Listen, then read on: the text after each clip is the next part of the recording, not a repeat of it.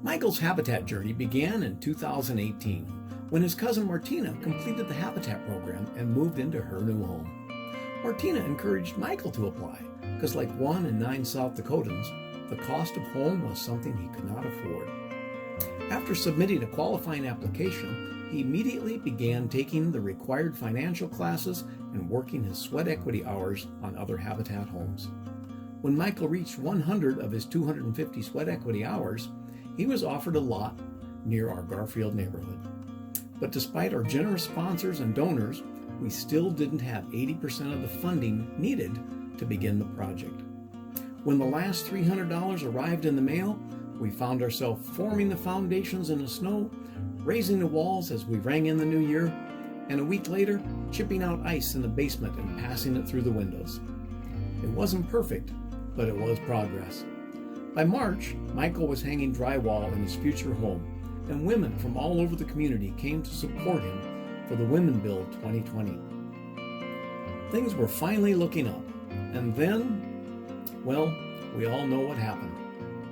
For months, our construction site and restores were closed to the community, but for the first time in 30 years, we were building, but without volunteers.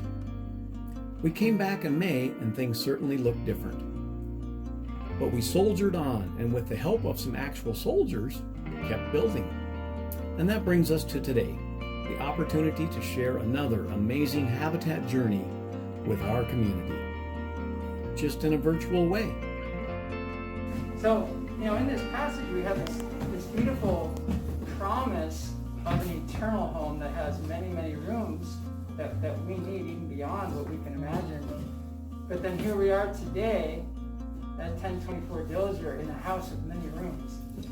And my prayer for you, Michael, is that every time you walk in this house and every time you see your family here and every time you have a reunion, you're reminded that this is just a shadow of what's to come. And God's got something so much greater for you in eternity. And here, so I just want to bless you with that and bless all you guys together, because it just feels like it's a small thing that Habitat can do.